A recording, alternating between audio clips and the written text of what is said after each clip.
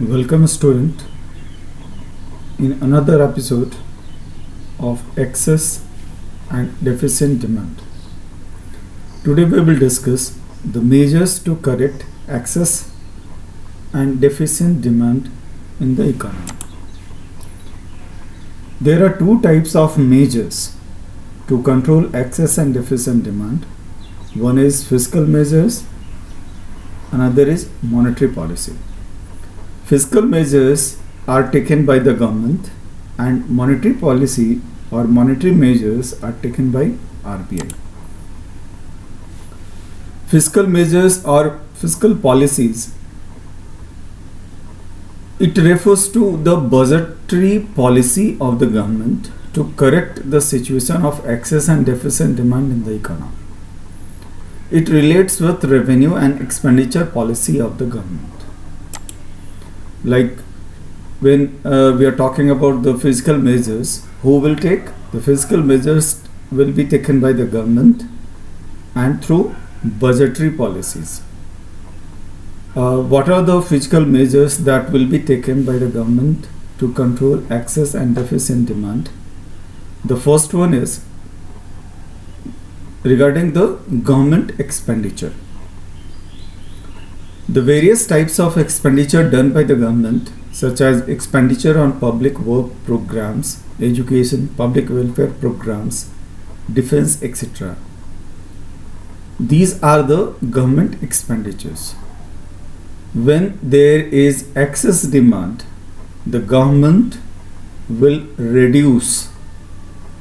Let me repeat, the government will reduce the government expenditure.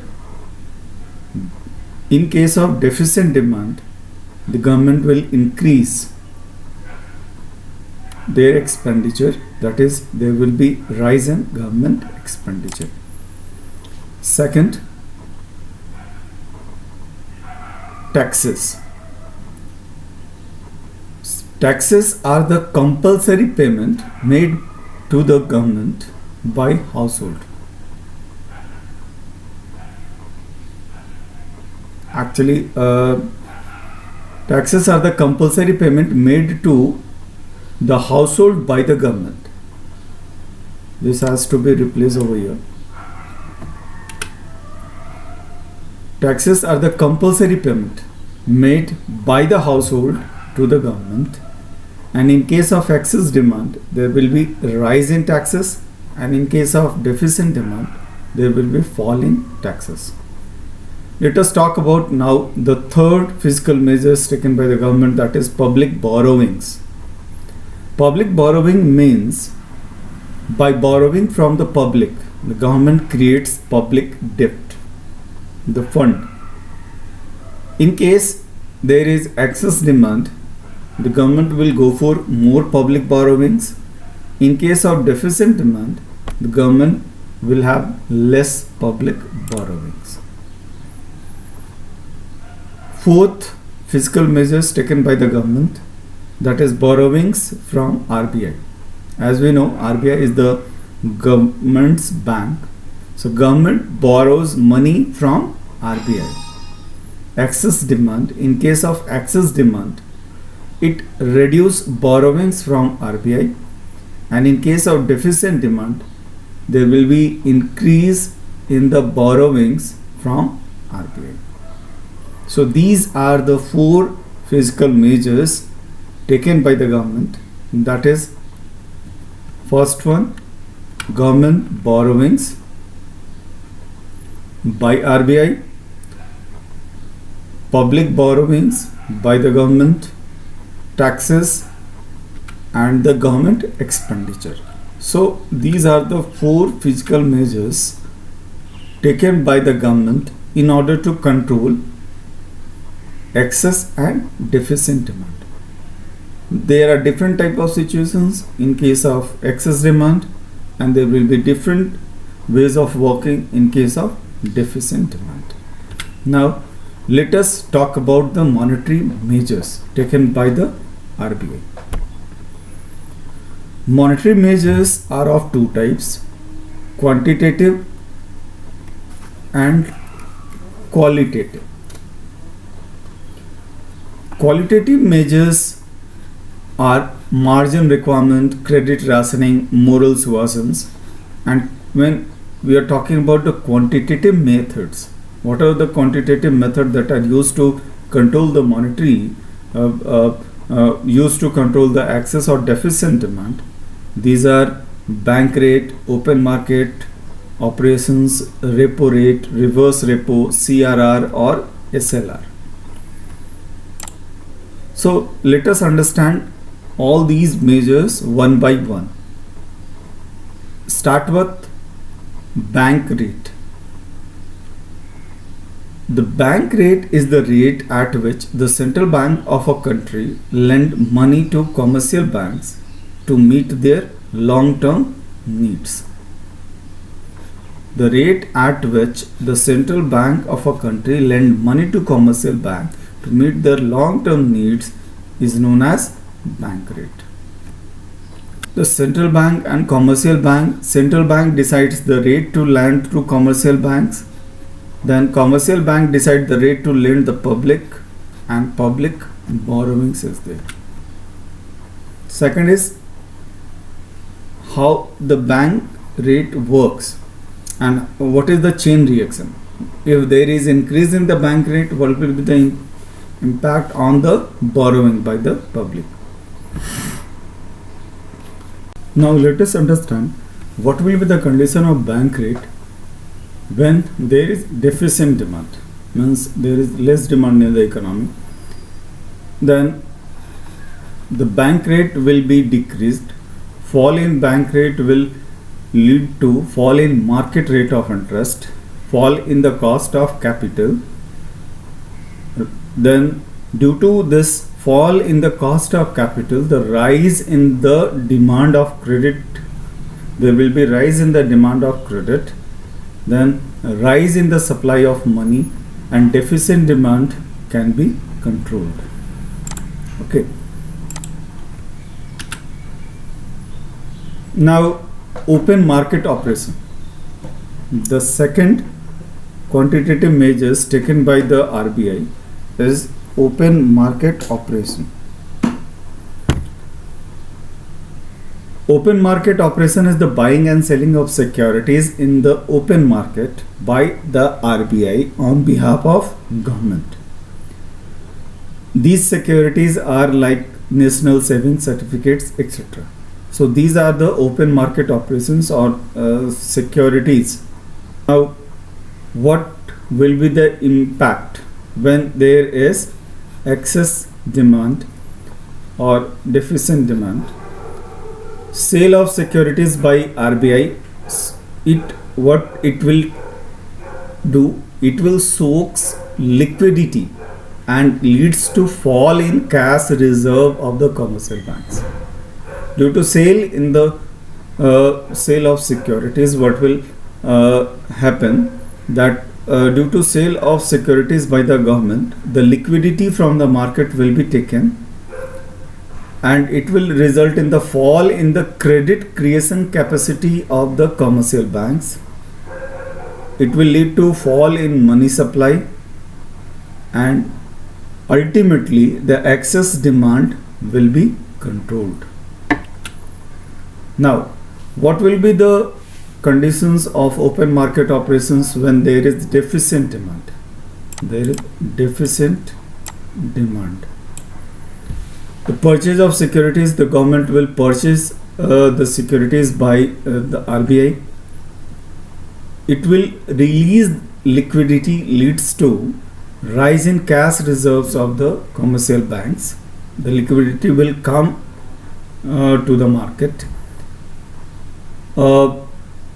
Then it will create a rise in credit creation capacity of the commercial banks. Ultimately, the money supply will increase. There will be rise in money supply, and during this process, the deficit demand will be controlled. Okay. Now, third quantitative measures used by the RBI is repo rate. What is repo rate? Basically, repo rate and bank rate both are same. only there is a difference between the timing of the rate of interest that is applied.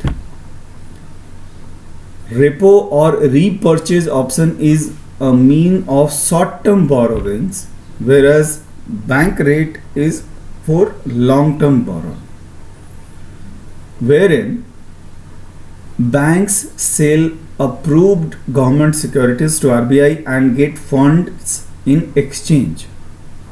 They sell approved government securities to RBI and get funds in exchange. In other words, in a repo transactions, RBI repurchases government securities from banks depending on the level of money supply it decides to maintain in the country's monetary system. Okay, so due to this, what will be the conditions?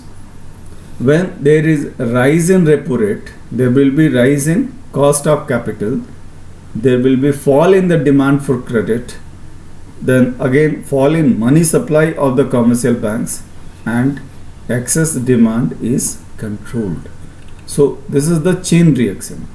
We can find it out, the chain reaction, that is when the repo rate will increase, there will be rise in the cost of capital, fall in demand for credit, fall in the supply of the money by the commercial bank, and excess demand can be controlled. But what if the condition, what will be the conditions, what if there is deficient demand? Then the repo rate will be decreased, that is fall in repo rate will lead to fall in cost of capital, it will lead to rise in demand for credit, then rise in supply of money by the commercial banks, and ultimately it will control the deficient demand. Okay, so fall in repo rate leads to fall in cost of capital, fall in cost of capital will leads to rise in demand for credit, then rise in supply of money by the commercial banks, then deficient demand is controlled. Now another term is there that is been rarely used, that is reverse repo rate.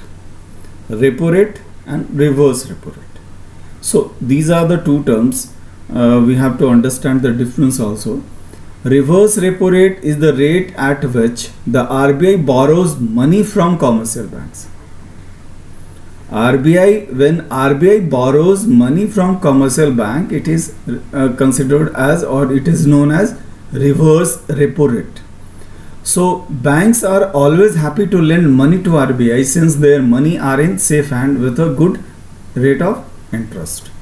An increase in reverse repo rate can prompt bank to park more funds with the RBI to earn higher rate returns on idle cash. It is also a tool which can be used by RBI to drain excess money out of the banking system. If there is more money with the commercial banks, they can lend these money at good rate of interest with RBI so that they can get better return. So it is also a process through which the RBI drains excess money out of the banking system. So what will be the conditions when deficit demand is there? Fall in reverse repo rate, less funds are parked by the commercial banks with the RBI to generate interest income. More funds are used as CRR funds with the RBI for credit creation process. It will lead to supply of money increases.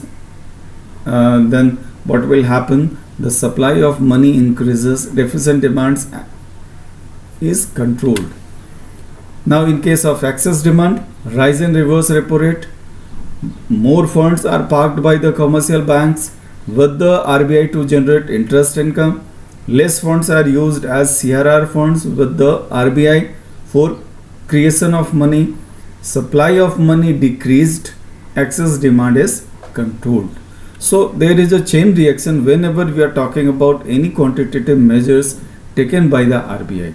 whether it is bank rate, it is repo rate, reverse repo rate, and open market operations. Now, cash reserve ratio, that is CRR, what it is? It is the minimum percentage of the bank's total deposits. It is the minimum percentage of bank's total deposits that bank are required to keep with the RBI. It is fixed by the RBI and varied time to time. What will be the chain reaction in case of cash reserve ratio? Suppose there is a deposit of 1000 rupees with the commercial banks. Then if 5% CRR is there, then bank has to maintain rupees 50 as CRR with RBI always. Then it is when customer deposits 1000 rupees with commercial banks need to maintain at least, if there is 5% CRR, then rupees 50 will be maintained with RBI always. Okay, this is what the cash reserve ratio. Another one, or let us understand the chain reaction in case of excess demand and deficient demand. Cash reserve ratio leads when there is rise in CRR, that is more amount to be kept with more amount need to be kept with RBI. Then what will be the conditions? When there is rise in CRR, rise in cash reserve, then fall in money supply of the commercial banks, then excess demand will be controlled. So excess demand is a conditions when people are having more income, more money with them, more liquidity is there in the market. And in order to control the excess demand, we need to focus on control of the money that is flowing in the economy. So when this flow of money, the supply of money is controlled, ultimately we will be controlling the excess demand. Similarly, when there is fall in CRR, when there is less demand, less liquidity in the market, then what will be the conditions? Fall in CRR will lead to fall in cash reserve, and when there is fall in cash reserve, it will increase, or there will be rise in money supply of the commercial banks, and ultimately due to this process the deficient demand will be controlled. Another quantitative measures used by RBI is SLR, that is statutory liquid ratio.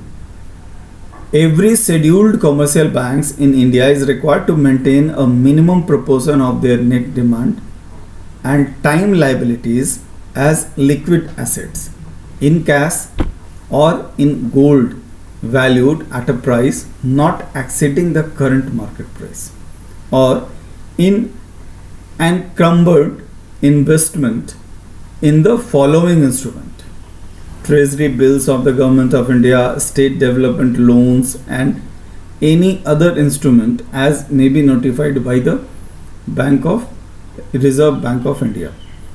Basically, it is whatever liquidity is there with the commercial banks, out of these liquidity they need to maintain certain minimum limit with them always, and that is SLR. Maximum limit of SLR is 40%. So whether it is in cash, in gold, or in any kind of investment. So when the SLR is increased, there will be fall in the money supply in the market and excess demand is controlled. And when we are talking about fall in SLR, there will be rise in the money supply in the market, deficient demand is controlled. Okay. Now let us talk about the qualitative measures taken by the RBI to control excess and deficient demand. There are three qualitative measures taken by the government or taken by the RBI, that is margin requirement, rationing of credit, margin requirement, rationing of credit, and moral suasion. What it is? Margin requirement is the difference between the current value of the security offered for loan and the value of loan granted. Suppose a person kept collateral of rupees 1 crore for rupees 80 lakhs of loan amount. The margin requirement will be 20%. So if a person is opting, or if a person is going for a loan of 1 crore, what amount they have to give from their side as the margin, that is margin requirement. Suppose we have purchased a bike of 60,000 rupees and the down payment is 10,000 or 15,000 rupees or certain percentage. This certain percentage that we give as a down payment, that is margin requirement. And let us talk about the chain reaction when there is excess demand. Rise in the margin requirement, fall in the demand for credit. Now the cost of borrowing will be high. Due to this, there will be fall in the money by commercial banks, fall in money supply, and ultimately excess demand can be controlled.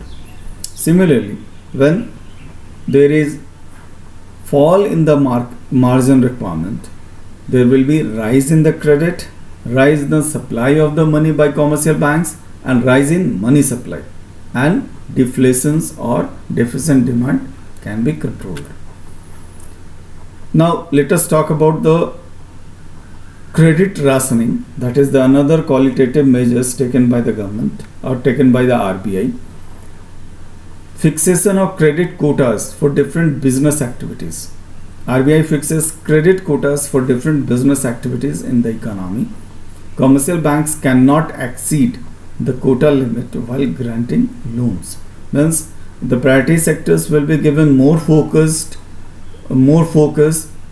while providing the loans. So in this way, the government will decide which sector will get more credit, and there will be less focus in another or in different areas where the government or commercial banks wants to provide loan. So what will be the impact of credit rationing in excess demand? Introductions of credit rationing decrease the supply of credit by the commercial banks, which will lead to decrease in the supply of money. Then excess demand is controlled. Similarly, withdrawal of credit rationing increase in the supply of credit by the commercial banks. It will increase the supply of money, and ultimately deficient demand is controlled. Moral suasion. If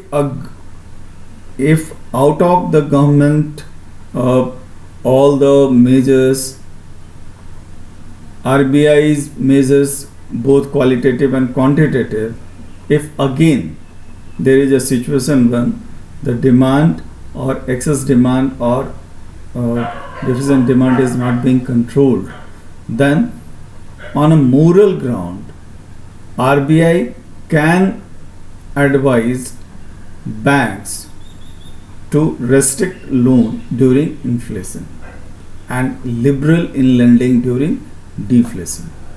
So it is like rendering an advice to the commercial banks by the RBI to follow its directives. Banks are advised to restrict loans during inflation and liberal in lending during deflation.